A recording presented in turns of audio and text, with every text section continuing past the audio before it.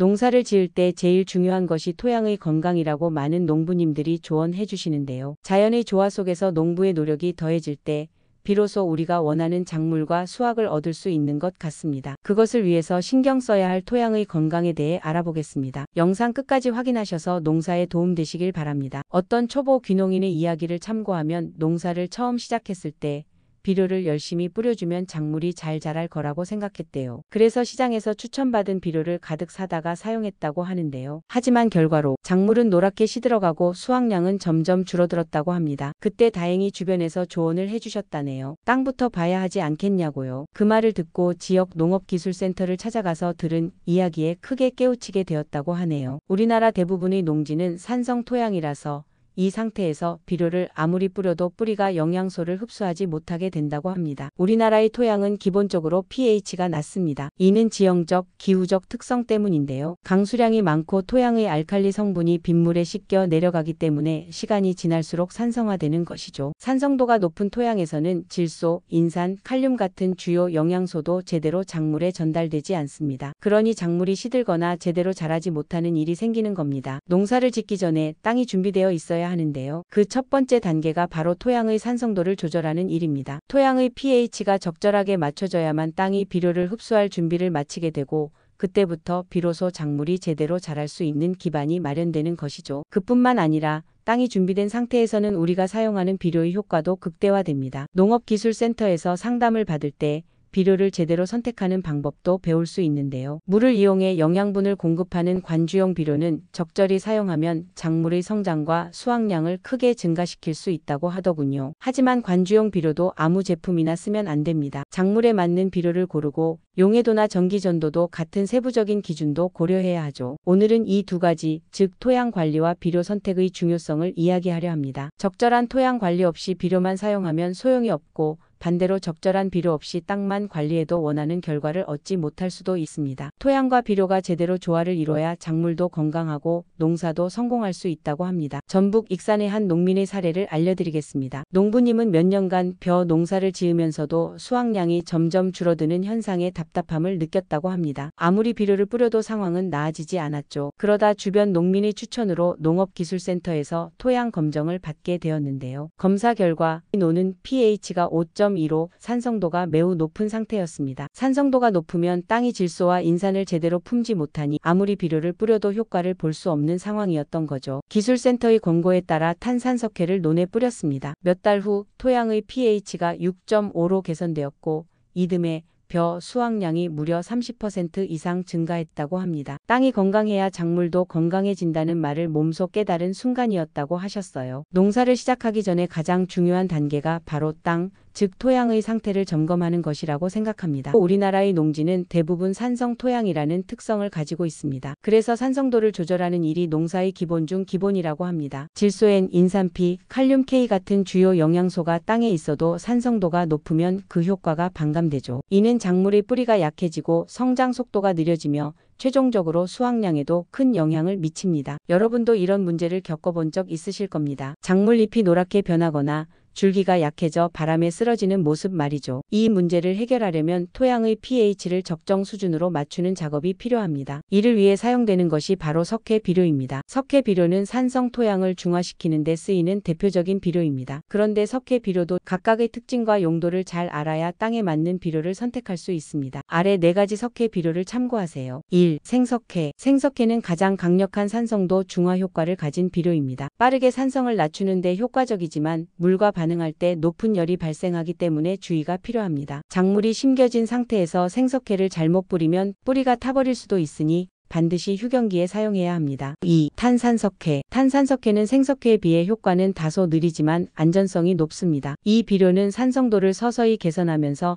작물의 생육 환경을 안정적으로 만들어줍니다. 특히 생석회의 열 발생에 민감한 작물에는 탄산석회를 사용하는 것이 더 적합합니다. 3. 소석회. 소석회는 생석회를 물과 반응시켜 만든 비료로 중간 정도의 효과와 안전성을 겸비하고 있습니다. 생석회의 강한 반응성이 부담스럽다면 소석회를 사용하는 것도 좋은 선택입니다. 4. 석회고토. 석회고토는 칼슘뿐만 아니라 마그네슘까지 함께 공급하는 비료입니다. 산성도 중화 효과와 함께 작물에 필요한 영양소를 추가로 제공하기 때문에 마그네슘 부족 증상이 있는 토양에 적합합니다. 석회 비료를 사용할 때는 몇 가지 주의사항이 있습니다. 첫째, 석회 비료는 반드시 작물을 심기 전 휴경기에 사용해야 합니다. 특히 생석회는 작물의 뿌리에 큰 손상을 줄 수 있으니 더욱 신중해야 합니다. 둘째, 다른 비료와 섞어서 사용하지 않는 것이 좋습니다. 석회 비료는 독립적으로 사용해야 효과를 극대화할 수 있습니다. 마지막으로 석회 비료를 뿌린 후에는 땅을 골고루 갈아엎어 석회가 토양 전체에 잘 흡수되도록 해야 합니다. 산성 토양은 우리나라 농업이 해결해야 할 고질적인 문제라고 합니다. 하지만 석회 비료를 적절히 사용하면 이러한 문제를 충분히 극복할 수 있습니다. 그리고 사용 시기와 방법을 정확히 지켜야만 원하는 결과를 얻을 수 있습니다. 다음 단계에서는 적절한 비료 선택의 원리와 구체적인 기준을 알아보겠습니다. 농사를 짓다 보면 이런 고민을 해본 적이 있을 겁니다. 분명 비료를 충분히 줬는데 왜 작물이 제대로 자라지 않을까?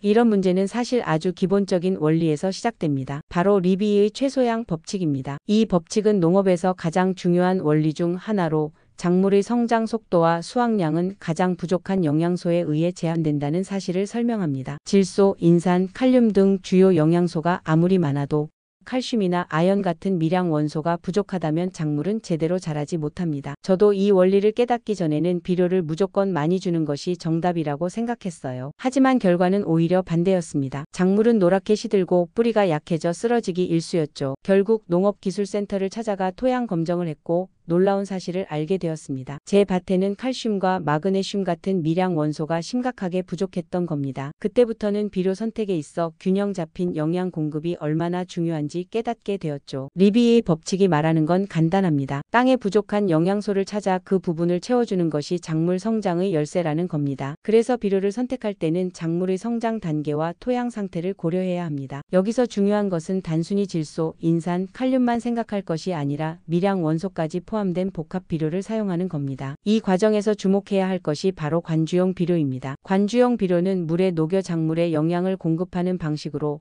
흙에 직접 뿌리는 방식보다 영양소가 뿌리까지 빠르고 고르게 전달됩니다. 특히 리비의 법칙을 고려할 때 관주용 비료는 토양 상태에 맞춘 영양소 공급을 가능하게 해주는 훌륭한 도구입니다. 비료를 선택할 때는 용해도, 전기 전도 도이시, 원료의 순도, 킬레이트 처리 여부, pH 안정성 같은 세부 기준을 꼼꼼히 따져봐야 합니다. 같은 고민을 하신 충남 논산에서 딸기 농사를 짓는 농부님의 사례를 들려드리겠습니다. 농부님은 몇 년 전 딸기 수확량이 줄어들면서 고민에 빠졌습니다. 비료도 충분히 주고 물도 부족하지 않았는데 딸기의 크기가 작아지고 맛도 떨어졌죠. 농업기술센터에서 토양 검정을 해보니 그의 밭에는 칼슘과 마그네슘 같은 미량 원소가 부족하다는 결과가 나왔습니다. 이후 복합 관주용 비료를 사용하기 시작했습니다. 질소, 인산, 칼륨 외에도 칼슘과 마그네슘, 그리고 철과 아연 같은 미량 원소가 포함된 제품이었습니다. 결과는 놀라웠습니다. 딸기의 크기와 당도가 모두 개선되었고 수확량도 20% 이상 증가했습니다. 농부님은 비료의 균형이 얼마나 중요한지 이번에 깨달았다며 작물에 필요한 영양소를 골고루 공급하는 비료 사용의 중요성을 강조했습니다. 이제 좋은 관주용 비료를 선택하기 위한 구체적인 기준, 즉 용해도,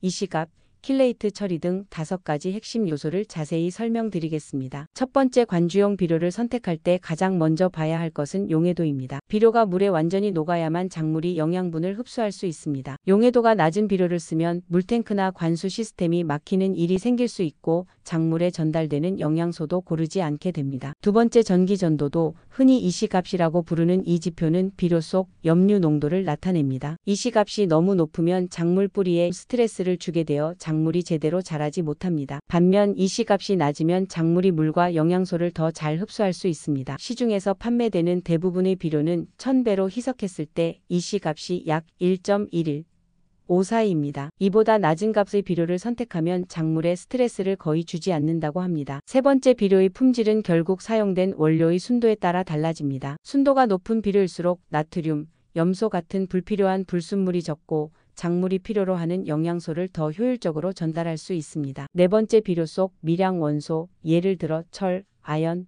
망간 같은 성분은 작물의 성장에 꼭 필요한데요. 하지만 이런 미량 원소는 토양과 결합하면 쉽게 흡수되지 않는 경우가 많습니다. 이 문제를 해결하기 위해 킬레이트 처리가 필요합니다. 킬레이트 처리는 미량 원소를 안정적으로 유지해 작물이 더 쉽게 흡수할 수 있도록 돕는 기술입니다. 예를 들어 킬레이트 처리된 철은 작물이 흡수하는 비율이 일반 철보다 2배 이상 높다고 합니다. 다섯 번째 마지막으로 중요한 기준은 pH 안정성입니다. 비료를 물에 희석한 후 그 용액의 pH가 5.5에서 6.5 범위에 있어야 합니다. 이 범위는 작물이 영양소를 가장 잘 흡수할 수 있는 조건을 제공합니다. 비료를 고를 때는 반드시 위에서 설명한 5가지 기준을 기억해야 합니다. 비료 선택이 어렵게 느껴진다면 가까운 농업기술센터에 도움을 요청해 보세요. 전문가의 조언과 함께라면 여러분의 농사는 더 큰 성공을 이룰 수 있을 겁니다. 이번 챕터에서는 pH 계량 목표와 비료 사용의 조화를 다루겠습니다. 오늘 영상에서 제일 중요한 핵심이라고 할 수 있습니다. 우리나라의 농지는 대부분 pH 5.0에서 5.5 정도의 산성 토양입니다. pH를 개선하려면 우선 현재 땅의 pH 상태를 정확히 파악하는 것이 중요합니다. 이 과정에서 농업기술센터에서 제공하는 토양 검정 서비스를 적극 활용하는 것이 좋습니다. 검정을 통해 땅의 pH가 확인되면 그에 따라 계량 목표를 설정할 수 있습니다. 예를 들어 현재 토양의 pH가 5.0이라면 이를 6.5로 개선하는 것이 목표가 될 수 있죠. pH를 0.5 올리는데 필요한 석회의 양은 사용하는 석회, 비료의 종류와 토양의 특성에 따라 달라집니다. 일반적으로 약 300평 밭 기준으로 다음과 같은 양의 비료가 필요합니다. 1. 탄산석회 약 10포대 20kg 기준. 2. 생석회 약 6포대. 3. 소석회 약 8포대. 4. 석회고토 약 12포대. 위 수치는 pH를 1.0 올리는데 필요한 대략적인 양입니다. 하지만 실제로는 토양 상태에 따라 다를 수 있으니 반드시 전문가의 상담을 받는 것이 좋습니다. 관주용 비료와 pH 계량이 조화를 이루는 사례도 있습니다. 경북 안동에서 사과 농사를 짓는 농부님은 농업기술센터의 도움을 받아 토양의 pH를 5.5에서 6.5로 올렸습니다. 이후 질소와 칼륨 성분이 강화된 관주용 비료를 병행 사용했는데 그 결과 사과의 크기와 당도가 크게 개선되었습니다. 여기서 잠시 pH를 계량할 때 한 가지 알아두어야 할 점은 pH는 로그 함수에 기초한다는 것입니다. 예를 들어 pH를 1.0 개선하려면 단순히 2배의 석회를 뿌리는 것으로는 부족합니다. 실제로는 3배 이상의 양이 필요할 수 있습니다. 따라서 pH 계량 작업은 반드시 과학적 데이터를 기반으로 계획해야 합니다. 전남 해남의 한 농민의 사례를 알려드리겠습니다. 이분은 작물을 심기 전 농업기술센터에서 토양 검정을 의뢰했습니다. 이 밭은 pH 5.2로 산성도가 높았고 질소와 칼륨의 흡수율도 낮은 상태였습니다. 센터의 권고에 따라 탄산석회를 사용해 pH를 6.5로 개선하고 이후 질소 강화 관주용 비료를 병행 사용했습니다. 그 결과 작물의 뿌리가 튼튼해지고 수확량이 20% 이상 증가했습니다. 토양의 pH가 맞춰지면 작물이 필요한 영양소를 효율적으로 흡수할 수 있고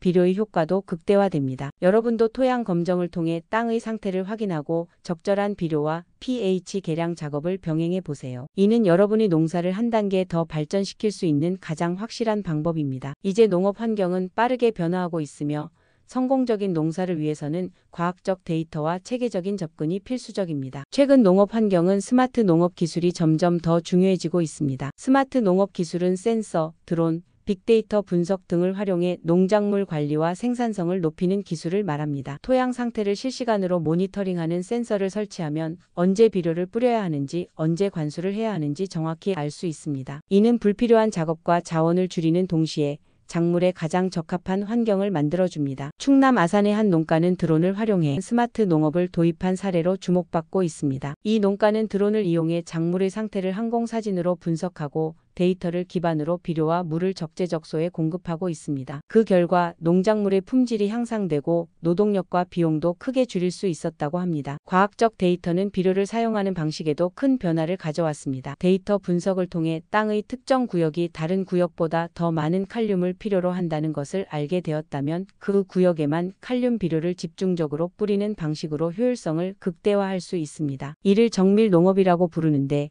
이는 자원 낭비를 줄이고 작물의 품질과 수확량을 높이는 데 매우 효과적입니다. 특히 관주용 비료의 경우 데이터 기반 농업과의 조합이 훨씬 더 큰 효과를 발휘합니다. 관주용 비료는 물에 섞어 사용하는 방식이기 때문에 작물의 성장 단계와 토양 상태에 따라 농도와 성분을 조절할 수 있습니다. 이런 방식으로 비료를 사용하면 작물의 뿌리가 영양분을 빠르게 흡수하고 생육 속도도 빨라집니다. 전남 해남에서 쌀 농사를 짓는 농부님은 몇 년 전까지 감에 의존해 농사를 지었습니다. 그러나 수확량은 제자리였고 땅의 상태는 점점 나빠져 갔습니다. 결국 농업기술센터에 도움을 요청했고 센터의 권고로 토양 검정과 데이터 기반 농업을 도입하게 되었습니다. 그는 먼저 땅의 pH를 6.5로 조정하기 위해 탄산석회를 사용했고 이후 데이터를 바탕으로 질소와 칼륨 성분이 강화된 관주용 비료를 적절히 사용했습니다. 그 결과 쌀의 품질이 크게 향상되었고 수확량도 이전보다 25% 증가했습니다. 농부님은 감에 의존했던 시절보다 지금은 훨씬 더 안정적이고 체계적으로 농사를 짓고 있다며 데이터 기반 농업의 중요성을 강조했습니다. 농업기술센터를 통해 정기적으로 토양 검정을 받고